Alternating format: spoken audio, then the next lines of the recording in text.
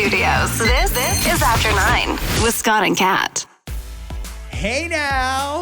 Hi, friends. I've been looking forward to this episode of After 9 since about noon yesterday, Kat. Yeah, there's a lot of stuff to get to. We actually started laughing off of the air before we even pressed record about the things that we're going to talk about today. So before we get to jug meat and before we get to talking about the liquor at the store, it's still weird to say that, by the way. Yeah, you can get beer and stuff at corner stores now. It's great. Hello, Max Mart. I'd like to get a bottle of rum. No, you can't get a bottle of rum, unfortunately. And that's part of the problem, but that's part of what I want to talk about coming up. First off, though, you were surprised when I left that text message from my mom. What was the part that surprised you? That I told her I can't come over? He does it. You do a lot of like speech to text, by the way. You do a lot of that. And that's fine. I do that too sometimes, especially if I just don't feel like typing anything. And I noticed that you said, bye, Mom. And then you said, I should ask you if you want to say Mom, M-O-M, or Mom, M-U-M. And then I thought, wait a minute. Are you a Mom, M-U-M kind of person? Do you text that? Like you type M-U-M? First off, 100% good boy right here. No, always that's nice. And you always text your mom. You always text your mom, and you always added love you, Mom, and that's great. And we should all tell our mothers how much we love them, and our fathers for that matter. Great. But then I wondered, are you an M-U-M? But I realized as a fellow Scot, not Scott as in a name to Scott, but we're both of Scottish heritage. A lot of my Scottish relatives do type out on Facebook. I have them on Facebook and stuff like that. Mm-hmm. So I do notice that they use the M-U-M quite often. But you think there's a massive difference. Like, to me, it's just like, I don't really care how you spell it, but I do find it interesting that some people will type M-U-M, like it's mom, M-O-M. In my mind, they're two different words. There's mum and there's mom. And mom is kind of like, it's like when your parents say all your names. You know, it's like a very stern thing. Isn't mother a stern thing? Mother's a More very so? stern thing. Mother? That's a creepy one. I don't think mother's a good way to talk to your mother. Your mom there. Have you ever said to her, she's an amazing woman, by the way. Have you ever said to her, mother? Maybe as like a joke, a one-off joke. I would never actually call her mother. She'd probably be right in on that joke. She'd probably tell you, stop that right now. She would. She'd be like, what's your problem? To me, mom is, that's a little more serious. Mom is fun. It's playful. It's, I don't know. She still calls me Scotty. She's the only one in the world that does it. But, you know, we just sort of have our names for each other. So, yeah, I'm an M-U-M kind of person, proudly. And no, it is not misspelled. That is me being affectionate to my mom. People do it. It maybe not as often here is the M-U-M thing. It might be. Like I said, I have seen it. But it might be a UK thing. I think it is. I think it is a bit more of a UK thing. I always watched my mom call her mom, M-U-M. And my dad did that to his mom. So I just assumed that that's what we did. Me wee mum is what my dad used to call my nana. Me wee mum.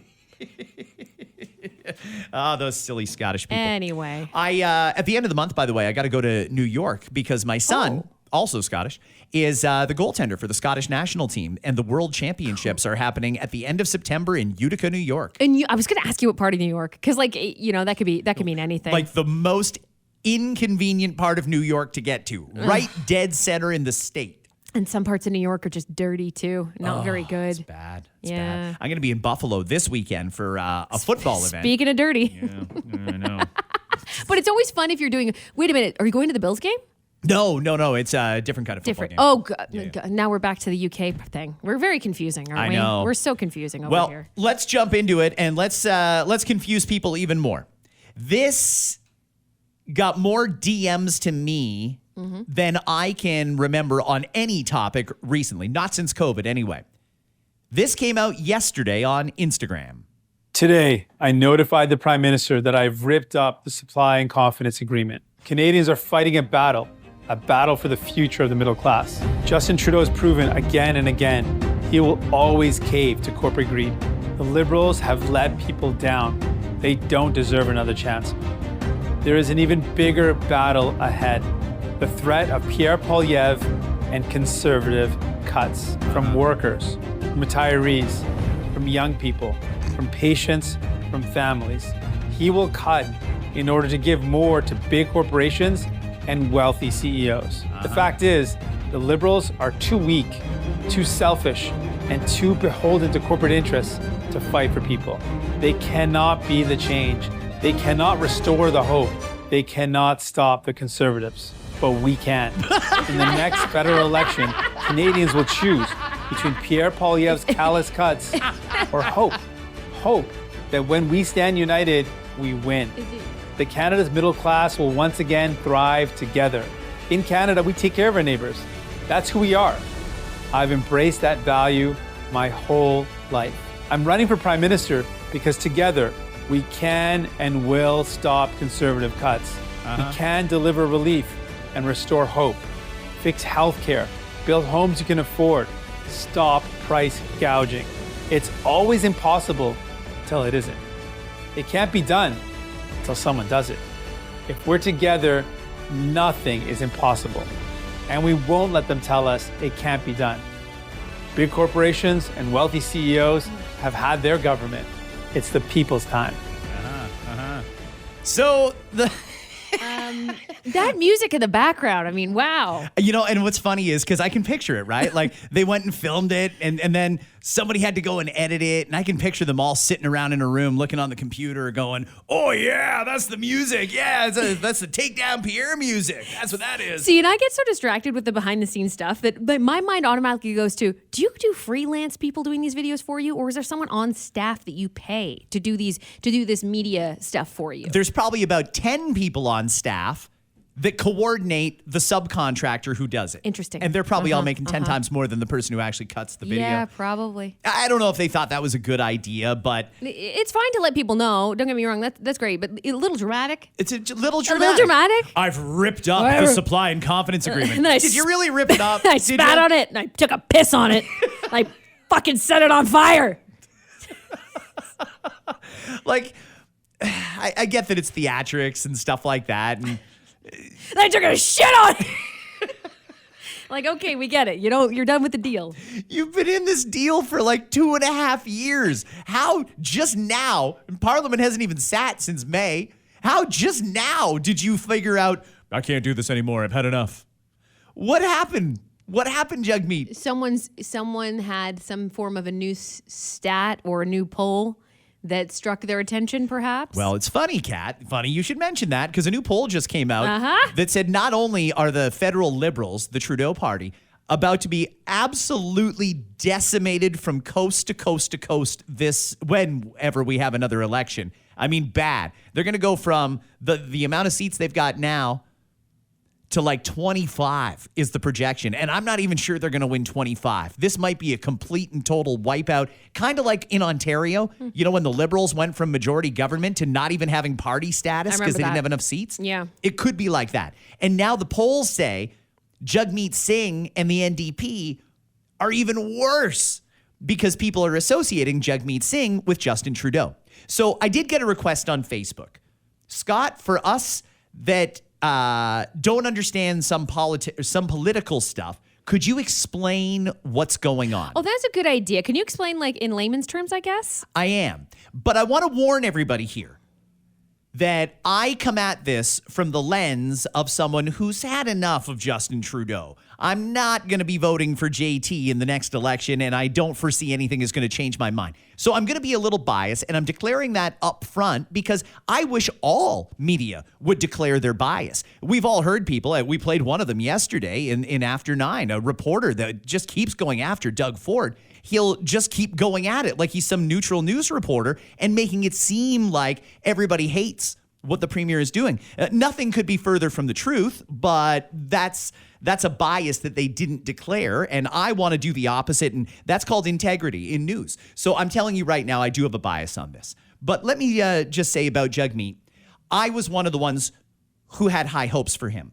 When he took over as leader of the NDP, I thought, well, here we go. We got a young guy. He's a good-looking guy with a nice family, and he seems to care a lot about people. And I don't like some of the stuff he does, but for the most part, his heart's in the right place. Mm-hmm.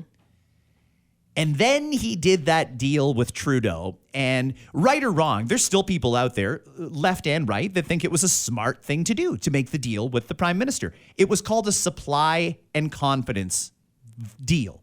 And basically what it meant was if the federal government proposed a bill and it was a confidence measure, meaning that if the government doesn't get it passed, we have an election because it's a minority government. He signed on a deal with the devil.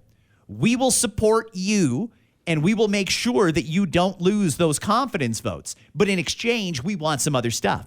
And they'll hang their hat on, well, we got the dental care and we got this and that. It was nothing that the Liberals had to go out on a limb to do. These were all things that the Liberals had previously said they wanted to do. And maybe this supply and confidence measure was what finally got it over the hump. But the NDP has been criticizing Justin Trudeau since they got elected, but at the same time voting with Justin Trudeau. And I really don't know how you square that circle.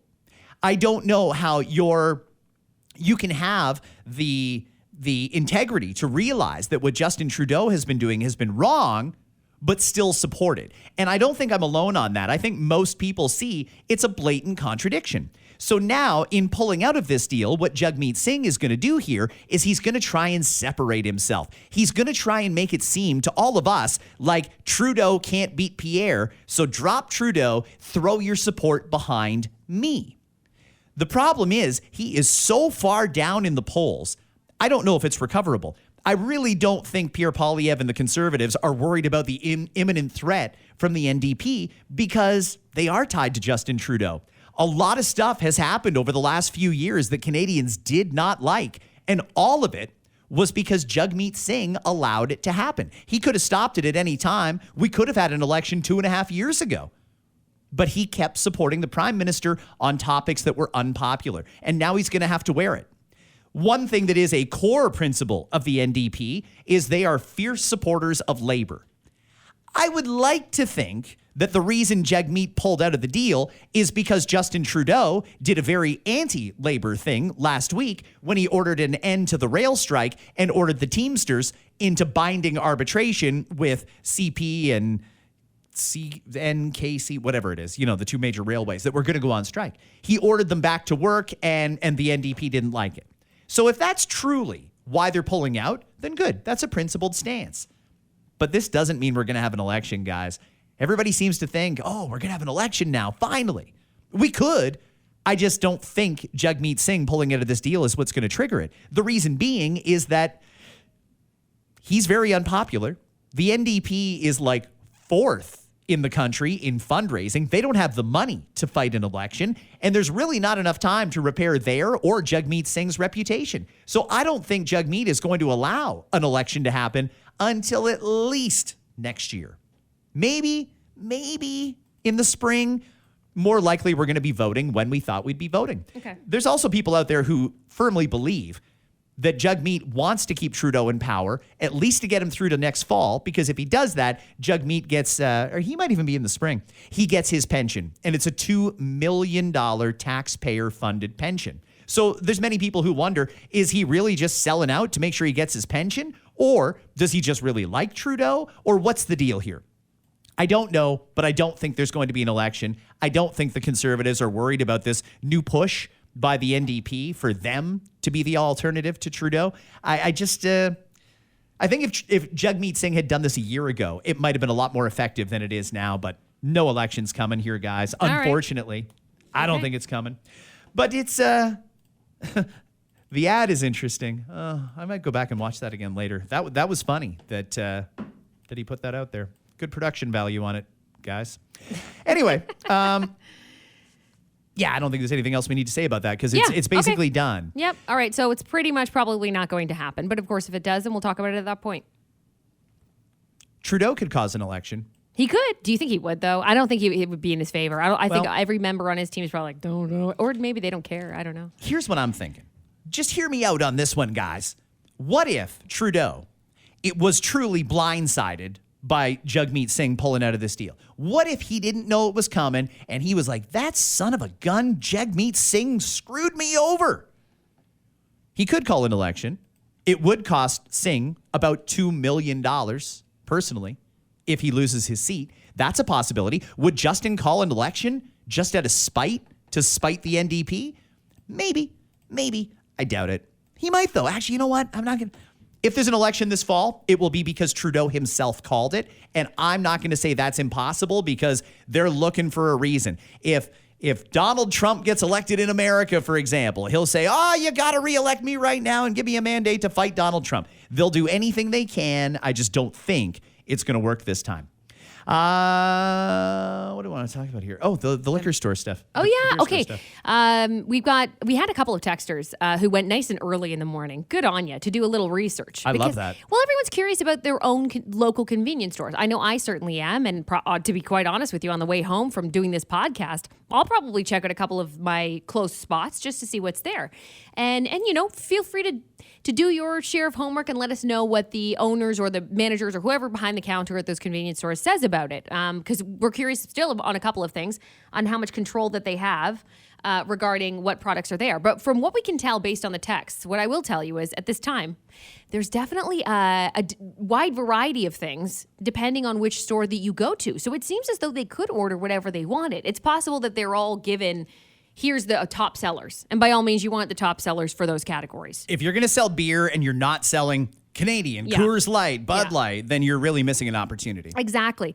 There's someone who texted in that said that they're thrilled because their LCBO is not close to their home. I'm kind of in that boat too. I don't really have an LCBO close to me at all. I have like 3 convenience stores within 5 minutes. Well, that is convenient. So that is convenient. That's why they're called that. But they will be selling them. I know at least one is because they set up a section in the fridge like a week ago for it. So they're ready. But I don't know what's there yet. I haven't seen it. But a lot of people are going in saying that they have a wider selection than they thought, to the point where they might not go to the LCBO, which I know is not what LCBO employees necessarily wanted to hear. Yeah, I get that. And I don't know. I mean, are LCBO employees worried that they're going to lose their jobs? I don't think that's imminent, not by any means. What I'm thinking here is this is very much like the NDP pulling out of the supply and confidence. It's kind of putting lipstick on a pig, because we know that Jagmeet is still going to vote with Trudeau to keep him in power, because Jagmeet doesn't want an election right now. He just wants to try and distance himself from the prime minister. In this case, it seems like we've taken a step forward and we've started distancing ourselves from the old school model where the Crown controls everything and they decide what gets ordered in LCBOs, how much it's going to cost, how much the tax will be, all that sort of stuff. I thought once we get it out there to individuals who are running a business, they can finally take advantage of the most lucrative industry in the world. But the problem is the LCBO still controls everything. Like when they order, it's got to go through the LCBO. When they set their prices, they're under LCBO or AGCO regulation.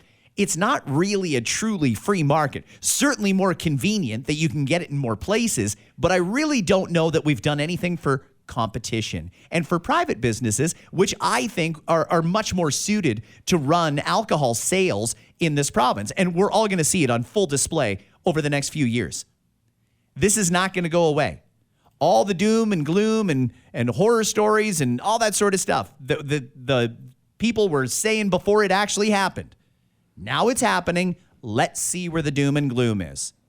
Let's see if it actually happens. Everything's always different when it starts, right? So I feel like people are always worried about the worst. Same with when the cannabis shops opened. One comment that I did see that I didn't even think of until I saw it today was regarding theft at those convenience stores. Someone saying, I hope that they prepared for it. And I wondered, are they expecting more theft at their convenience stores because there's now alcohol in it? Or is there a potential for more robbery to occur in those stores because of it? I mean, we don't know the answer to that, and that's one of the things that we'll have to find out. But I'm sure that's something that those convenience store owners have already considered. I would hope so. Yeah. I would hope so. I think that for convenience stores, it's a little different than the LCBO. We all know the LCBO has a mandate, don't interfere. If someone comes in to shoplift, you stay out of their way, don't confront them. For whatever reason, the powers that be have decided that that's the way things have to go. Don't stop somebody if they're trying to steal from the LCBO. If you're trying to steal from a Circle K or a Max or a Becker's or something like that, that's a private business that owns that, and they don't have to abide by that. In other words, if you try and run in and grab a six-pack at Circle K, maybe you'll get away with it. Maybe you're messing with the wrong guy at the wrong store on the wrong day who's just going to beat the holy hell out of you. I have no idea. It would certainly not happen at the LCBO, but I don't know what's going to happen here. As far as theft, I mean, cigarettes are usually the thing that convenience stores get targeted for. Now that they've got alcohol, maybe. I hope not. Yeah, I hope not too. I hope not too. I really, I don't want that to be an issue ever, of course, but hopefully that's not the case. But it is something to think on that I didn't think about previously. I mean, also ask yourself, what's the path of least resistance? If you're the type of person who would go out and rob a place, you might get some serious confrontation if you go in and try and do it from a private business. But nobody at the LCBO is going to stop you. I don't know why people aren't going in there every day. Go in there every day and grab yourself a bottle. Literally, no one is going to stop you. And mind-boggling. But I have a feeling that that'll remain the target number one, if you will. We have to move on because I can't believe how quickly time is flying we've here. got so many great things, too. Do you want to talk about Katy Perry first? Yeah, I've got it up right here, actually. Okay, fantastic. So I think before we even play what this recent podcast, Call Her Daddy, I think a lot of people have heard of the podcast. If you're a podcast listener, like you are right now, then I'm sure that you dabble in several. Maybe you also listen to that podcast. It's quite popular. Top 5 in the world podcasts. Sure thing. And so Katy Perry, we heard recently, it didn't surprise me that she did this podcast to begin with, because her album Woman's World flopped. That's a nice way to put it. She is pandering to women, and women don't want to hear it. And it's not working in her favor. What recently happened, I could tell you based on the comment section, is that people are liking her less because of this and not more. And I think that her crisis team, which apparently she had hired after her album flop, and she realized people don't really want to hear me. What I got away with in 2016, I can't get away with in 2024 is what she's learned. It's not the same. We won't accept the same shit. We're looking for different things now. She tried to sell her sexuality way too much. And at a certain point in time, that worked for a lot of people, particularly women, but men too. Yep. When you sell that sex idol symbol thing, whatever you want to call it, and people are like, yeah, I'll listen to it, and they're pretty to look at. I'm thankful to say that we have way higher expectations than that now. And I think the younger people, I'll even maybe credit Gen Z for this, are going to look at that and go, I don't care to listen to that just because you want to have your tits out or your ass out. So that's basically the general perception that we're getting, is that the crisis team was like, let's do what we have to do to try to push this album and talk about whatever you want to talk about and go ahead and sexualize yourself. It's not going in her favor. It's not going well at all. I'll say it, and I like Katy Perry as an entertainer. I had a good time talking to her when we interviewed her, but she's lazy. She's a lazy singer. She puts out very mediocre music. She's had some massive hits. I mean, Firework will probably forever be an icon. Probably. Lots of great songs that she's had in the past. Working with Dr. Luke recently was also an awful idea. Oh. That also created very negative headlines. The fact that she went back to work with Dr. Luke, and we all know what happened between Dr. Luke and Kesha. If not, just it's a quick Google. But it wasn't good, and she even addressed that. She addressed it and said, well, it was more like this was an album where I was looking back on my career and I've worked with all kinds of people in the past that I worked with on this album, and Dr. Luke was just one of them. Listen, Katy Perry makes very basic music with very basic beats. It's just a catchy hook. That's what works, and she's a good-looking lady. So, I mean, it's worked for her in the past, not working for her this time, but I also think she is trying to pander to an audience that doesn't really have much time for mediocrity. So she went on the Call Her Daddy podcast, and she said something that I don't know if this is really going to do much to help her reputation right now. Listen to this. I will warn you, by the way, it's a little graphic. One of my love languages is acts of service. So it's like if I come downstairs and the kitchen is clean and you've done it all and you've done all the dishes and you've closed all the pantry doors, you better be ready to get your dick sucked. I mean, like, literally, that is my love language. I don't need a red Ferrari. I can buy a red Ferrari. Just do the fucking dishes. I'm obsessed. I will suck your dick. It's not easy. Sorry. Don't you know? It's facts. It's facts. And even when we went on like a couples retreat, they're like, which guy has more sex? The guy that drives the Ferrari, the red Ferrari, or the guy that helps out with his wife every night in the kitchen? In the kitchen was the answer. In the kitchen. Now, although she is not, I know she's saying things that people have talked about. In my women's circles even. You know what I mean? I can tell you that men in a heterosexual relationship, men putting in effort is sexy. Okay? Men trying is sexy. There's people who are lazy and don't do anything, and I feel for those people who are with a lazy partner. I do. I think it's awful. I'm not surprised when people get divorced because someone's not putting in effort, because someone feels like they are a single parent anyway, or whatever the case is. I've heard so many stories of that. So, okay, there's something to absolutely your relationship can be strong when both of you put in effort. Okay? So that's true at the core. Sure. But where she went with that, TMI, I guess. Way too much. Perhaps. I also don't think, give a shit what Katy Perry does in her bedroom. I really don't care. Yeah. I also think that she's doing it to that crisis, the PR crisis team that I told you about because of the song flop and even her second song, right? She's had 2 songs out from the album. The album's, when is the album out? Anyway, it's been shit. It's been not good. Like, it didn't even crack the top. Like, I think it debuted at number 63 and it didn't move on the Billboard. So we know that the song isn't doing well. So she's trying to do this. I think she's thinking that she'll do this and people will be like, oh, she's so real for that. Girl, you are so real. I suck my man's dick for doing the dishes. Yes. But it's not really coming across that way. I'm seeing a lot of people, the social media backlash alone, which is really where you go to kind of gauge and take temperature, right? There's comments like, wow, are we seriously watching a Katy Perry horror movie? Does she think that we're interested in this information? It's so devastating to me to watch my childhood idol burning out. Okay, Katy Perry, this might have worked in the early 2000s, but it's 2024 now. Yeah, it's like a bunch of comments like that from people who are not really impressed by it, but more so disgusted by it and not having conversations of, yeah, what can we put into a relationship? It's more, oh, Katy, this, like, easy, girl. Easy. I also don't believe she does her own dishes. I'm pretty sure she's got people. Well, hey, that's a good point too, though. I feel like Katy Perry's problems are not even as big as other people's problems, and maybe that's what's setting people off too, is people are going, you have no fucking idea what it's like to come home after working all day and maybe whatever it is, take care of kids, take care of a home, try to pay the bills. Life is really tough right now economically. And you're sitting here in your beautiful mansion, no doubt, which does probably have service 24/7, including, who knows, whatever. Maids and butlers, I'll use that term because I don't know what she has in her home, and probably a nanny.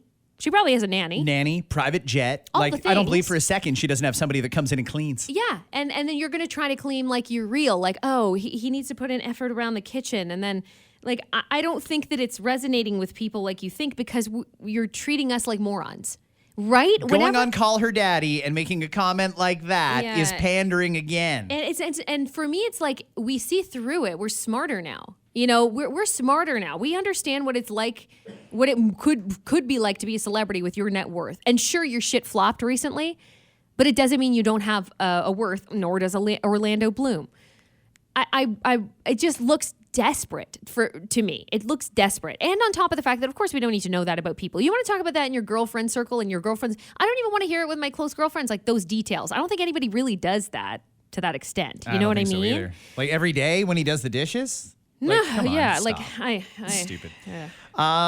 Okay, let's move on from Katy because TIFF is on and we are almost out of time. Yeah. For those who don't know, every year Kat goes above and beyond, putting together a daily list of who's in town, what movies are premiering, who's going to be where, and you've outdone yourself again this year. TIFF is on as of today, the Toronto International Film Festival, if you're not from here, and a lot of stars are going to be in town. They're saying this one is going to be a really good TIFF because it's the first one since 2019 that had no COVID restrictions in place. That's right. It's going to be, I think it's going to be a good one. A lot of people are expected to be there. So if you're going downtown, probably don't. Like in the next week, unless you're going for this, because honestly, it's going to be bananas and they're shutting down some streets for it and stuff like that. So aside from that, I'll let you know some of the stars that'll be here this weekend. Angelina Jolie is accepting a special award, the Tribute Award, Impact Media, and it's going to be at the Fairmont. Beautiful location, great. Amy Adams, Cate Blanchett, and Sandra Oh will be there as well. Cate Blanchett is sitting down for the one-on-one. We went to the Al Pacino one. We never don't take an opportunity to tell people that we met Al Pacino at one of those at TIFF. He's amazing. He's awesome. I touched his shoulder. Anyway, so she's receiving that this year. She's going to talk about her life in front of the camera and behind it as well. Will Ferrell, Hugh Grant, Selena Gomez. I think that one's going to be the most popular, by the way. People are excited. People are really excited, and I get it. I love Selena Gomez, but she's releasing a movie at TIFF called Amelia Perez. It's a musical. Zoe Saldana also stars in it. We're not sure if she's going to be here, but I'm going to say that's a hard maybe. Elton John, Demi Moore, who actually has one tonight, Thursday night, hers premiere. Hers is one of the first movies. Jennifer Lopez is going to be here too. Now, she was already an okay before the split from Ben, but since the divorce filing, this is actually her first public appearance. So I think this one's going to be worldwide, showing Jennifer Lopez her first time without a ring officially on a red carpet, that kind of thing. Now, the fun part about this fun for everyone else but her, is that Ben also is in this movie. Right. It's his movie with Matt Damon, and she stars in it. When they thought it would last forever. They thought it would, and we saw how Geely went. It didn't. They broke up shortly after Geely, and sure enough, they're breaking up shortly after this movie. Before it even comes out. It's true. So I think what we heard is that Matt Damon, who produces the movie and is Ben's best friend, is going to step in Ben's place. But it was supposed to be Ben Affleck, who is here in Toronto. Obviously, they're not going to be together. So I don't know if Matt will come for sure. That's just what we're hearing. Are we doing that? Sub it in for our buddies. My ex is going to be there, so you go. Are we doing that with our buddies now? Good friends should. No, they should. Well, Matt's a part of this movie too. But let's talk about that. If you needed to, if your bestie, your best friend, it would have to be a best friend who called in that favor. Was like, someone needs to be present to do this. Can you just go? Because I can't stand the fucking look at that person. You wouldn't tell me you'd sub in just for a moment in time. It depends what my relationship with his ex was. Yeah, I guess so too. Right? I still get along with some of my friends' exes, and that's good. Yeah. Great. I can't imagine saying, my ex is going to be there. Shit, can you go instead? Yeah. You do it as a joke. You wouldn't expect someone to say yes. Pharrell Williams is coming. Now, this one's interesting. This is a Lego movie. It's an animated feature film. Piece by Piece is what it's called. Cute. But there's other voices in the project. We know Pharrell is here, but Jay-Z is another voice on it. If he showed up, because sometimes there's surprises. There's people you don't expect to see that didn't RSVP yes, but still show up because they don't want people to know where they are. That's right. Jay-Z could be one of those. You just never know. Gwen Stefani's also a voice on it, so some people are assuming she might show up too.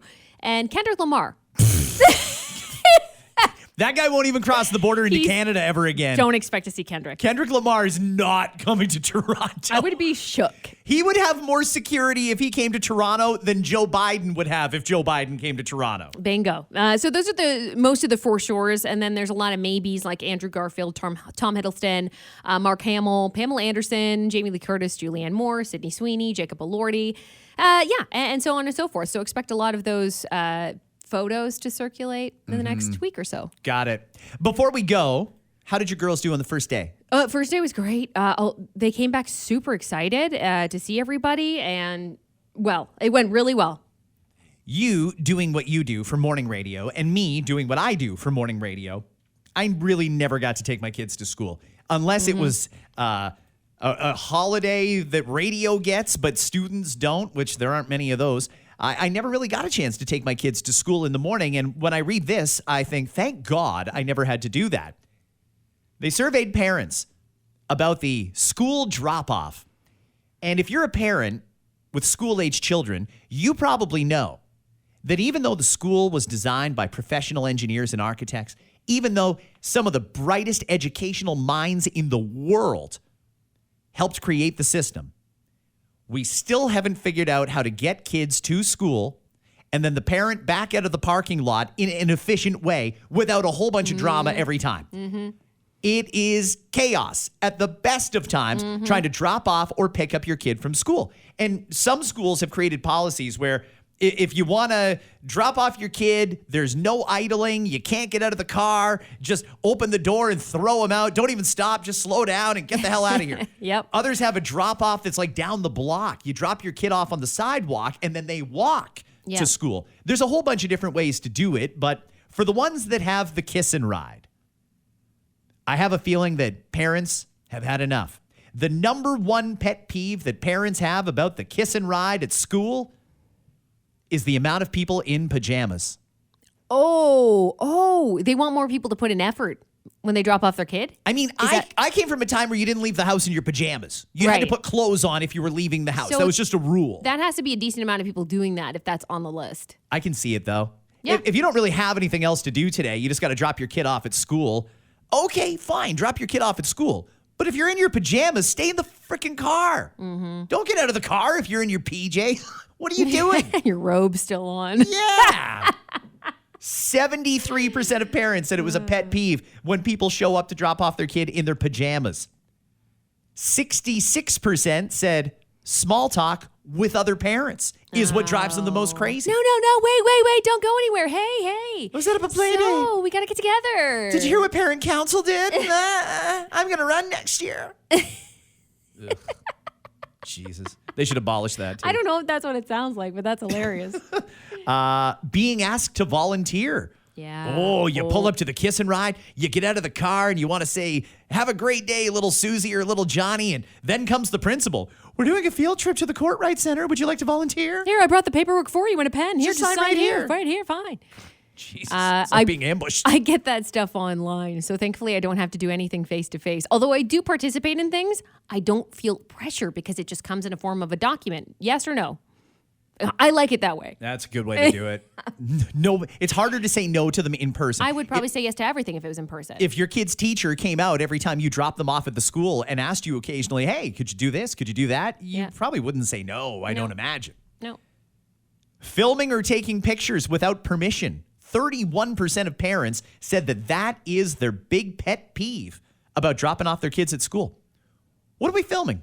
Like maybe the first day I could see. The first day. Here's the kid walking into the building. Yeah. Done. Yeah, why do Are we you need doing to? this on an ongoing basis? What do you want, a collection of it? What's going on here? Why do we need to every day? That's a good question.